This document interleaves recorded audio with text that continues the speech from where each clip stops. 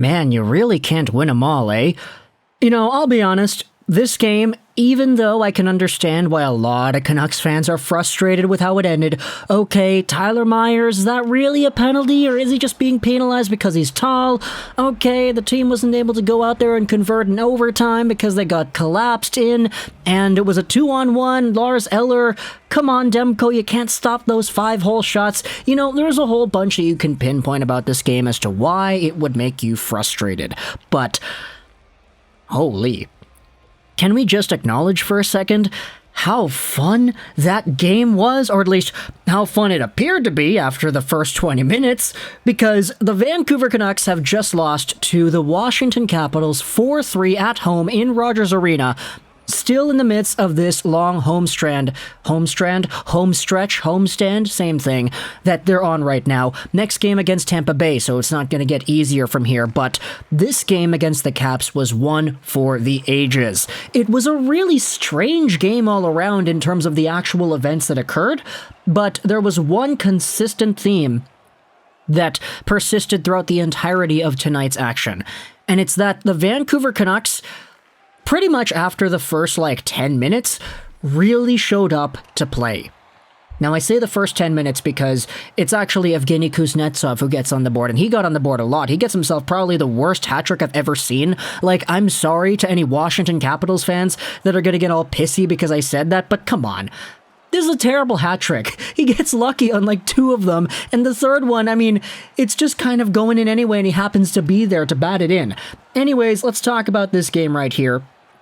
It starts out with the Capitals off hot. They almost score twice in the first minute, so there you go. There's the firepower of Washington coming to play right here. You see the cycling going on between Ovi and Kuzi and Backstrom and all the shots. Demko has to stand up tall, so there you go. He's making some good saves right off the bat. Elias Pettersson misses a point-blank doorstep chance from Connor Garland, and it leads to a Washington 2-on-1. Oh no, please, Demko, go out there and stop this one, and he does. It's Connor McMichael, the superior Connor Mick in the NHL, who goes out there with the shot stopped by Demko. That was a pretty common theme throughout this game, except for the times Evgeny Kuznetsov was out there with the puck, because the first goal goes in, and this is one of the worst goals I've ever seen. The puck gets ripped in on the half boards, down deep. It deflects off, I believe it was the stanchion out in front. Nobody knows where it is. Demko thinks the puck is going to go fully around to the opposite corner, and Evgeny Kuznetsov just happens to be skating in front of the net. It goes off of him and it goes in. I didn't really see if he coordinated, he saw it and that he hit it in, or if it just hit him and it went in, but either way, Kuznetsov is in the right place at the right time as the puck takes a really strange bounce to go off the stanchion. It's 1-0. And that's a very bad goal to open up the game. I'm sorry. You can be happy with your boy Cocaine Kuzi, but it's a lucky goal, plain and simple. Give it a little bit, and Niels Hoglander goes out there and frustrates the heck out of everybody as he takes a penalty to go into the box. And eventually, it's an Ovi one-timer. It goes right through off the post. It looks like it's going to trickle over the line, and first one to it is going to be Evgeny Kuznetsov again. He scores, he swats the puck into the open cage, and he actually celebrates as if it's Ovechkin's goal. But no, they review it on the tape, they look at the footage, and it was probably going to go in anyway. The Ovi shot that bounced off the post and trickled in behind Demko, but Kuznetsov is right there to touch it as it's going over the line, so it's 2 goals, 2-0. Kuznetsov gives the Capitals a pretty good cushion for 6 minutes worth of play, so not a good look for Vancouver, but it's how they respond that we have to talk about afterwards, because the immediate response was a chase on turnover behind his net. It finds its way out to McMichael, who is right in tight. It gets stopped up by Demko, so there you go. Twice the superior Connor Mick in the NHL is robbed by Thatcher Demko. We then have ourselves a few weird collisions. JT Miller gets taken down into the boards, and a few moments later, it's Matthew Highmore who loses an edge and goes into the boards too. He loses his helmet as well. He left the game, but he came back, so good to see Highmore all healthy afterwards. Then the biggest scrum of the game up to this point occurs, when the Canucks force it to the front of the goal, and it's Juho Lammikko who's out there trying to go through his legs, but it gets robbed, stopped by Vitek Vanacek. A scrum ensues immediately afterwards, and it's quickly sent away there by Anthony Mantha. It looked like the Canucks were guaranteed a goal as the puck was bouncing up and down in the crease, but no goal, it's played out to the side, and the Washington Capitals get a big break. A few minutes later, it's Nick Dowd who goes to the box, and the Canucks absolutely don't do anything on the power play. It's a really bad one. OEL goes to the box afterwards for hooking, and that is the end of the first period. The second period was pretty good too, at least in terms of the energy. Connor Garland started things out by throwing some pretty good point-blank centering passes to Petey and Höglander in the slot. Petey takes it, it's blocked in front, and Höglander actually fans on his so he doesn't get his to go. A few minutes later, it's Travis Hamonic who pinches in deep and tries to contain the puck for a shot, but it eventually gets taken down, and the Capitals find Ovechkin who comes in on a breakaway. Now, it's stopped by Demko, but holy crap, you can't be giving Ovechkin breakaways, dude. The rest of the period is really fast. There's a good, strong pace to the entire play right there. Back and forth chances, you could see the speed, you could see the quick one-touch passes. Both teams are really trying to get the edge. It doesn't feel like a 2-0 game. It feels a lot more tighter than that. But the Canucks just cannot solve Vanecek in the second period. It would be tough to label out every scoring chance, but there were quite a bunch in this frame. Demko robbed Oshie right out in front at the end of the second period, and a Hamonic broken stick leads to a 3-on-1 that also gets stopped by Demko too. You gotta remember these saves, man. It's the Oshie point-blank glove save robbery. It's the Ovechkin breakaway that was stopped up there. The 3-on-1 at the end of the period that Demko thwarts away that keeps the score at 2-0 instead of 3 or 4 or 5, 6-0. The third period starts, and this is where things get crazy. My only question is, what the heck did Bruce feed these guys in the locker room in the third period? Must have been a salad full of F-bombs, because, holy, the Canucks cycled it around like a power play to kick off the third period. They completely caught the Capitals off guard. It's a Hughes shot, and it goes right by everybody, straight into the net. Hughes doesn't score often, but when he does, it usually looks pretty nice. 5th goal on the season, assisted by Miller and Pettersson. So there you go. 57 seconds is all it takes to put the Canucks up on the board. Miller getting points, Hughes getting points, all is well in Canuckland.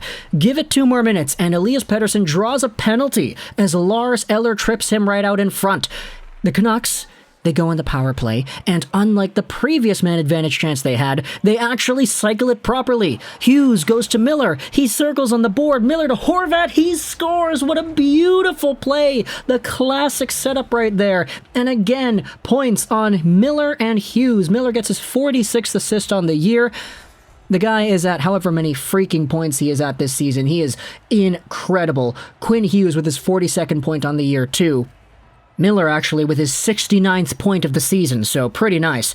All it takes is 3 minutes for the Vancouver Canucks to go out there and tie it, and the Canucks don't take their foot off the gas pedal anytime soon after. More extended zone time. It goes to Hamonic, it goes to Garland, it goes to Hughes. They're cycling around like crazy. Garland chases it and feeds it to Hughes on the boards. Hughes goes to Hamonic. There's a shot, there's a rebound, and Bo is right there to put the puck in right by Vitek Vanecek. You had yourselves Trevor Van Riemsdyk, I believe, who was right in the crease with Horvat, but Horvat stick lifts him as he spins around to get the puck, and he's able to bury it right through. 3 quick goals in the span of 4 minutes and 59 seconds, giving the Canucks the lead.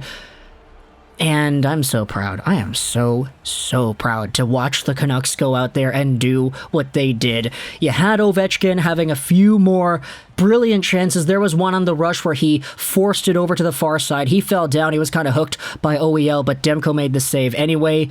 There was a Brock Besser beautiful rush that he started out that was called offside, where the referee clearly was not able to see that it was onside. You blind, power-hungry twig. I can't believe you went out there and called that, but either way, you know I'm blind, I'm deaf, I want to be a ref. You know how the stereotype goes. The game picks up like crazy, though, in terms of its pace and speed. This third period, immediately after, you could see it. The Washington Capitals are really trying to vouch and get one back. And then Tyler Myers goes to the box. It's an illegal check to the head, and this was one of those plays where it was like, okay, did he get a penalty because he really tried to check the guy in the head, or did he get a penalty because he's tall, and he just happened to do what he did, which sort of went onto Kuznetsov's head over there? Ay. The referees called it, and there's another Washington goal. The Canucks can't get it out. It leads to another Ovi one-timer. The rebound is loose in the crease. Luke Schenn plays it out to the side, where Kuznetsov is right there. Demko is down and out because he's committed to the puck in the middle. And just a weird set of bounces leads to Kuznetsov getting a hat trick. Seriously, like, one of the worst hat tricks I've ever seen. He doesn't really go out there and make any pretty significant damage on these goals, but it's 3-3. The game goes to overtime after the Canucks get another power play where they absolutely whiff on it. Like, Hughes double clutches, like he's out there on the highway and his car broke down at the blue line. He completely whiffs on a shot towards the goal. It leads to some more extended time for the Capitals to kill it off. Pettersson didn't really do the Canucks any favors in this power play chance as well. Eventually, they get the point, it's an overtime start, and Quinn Hughes gets pressured on the boards. The Capitals are able to really just pry the puck away from Hughes, and eventually it leads to a 2-on-1.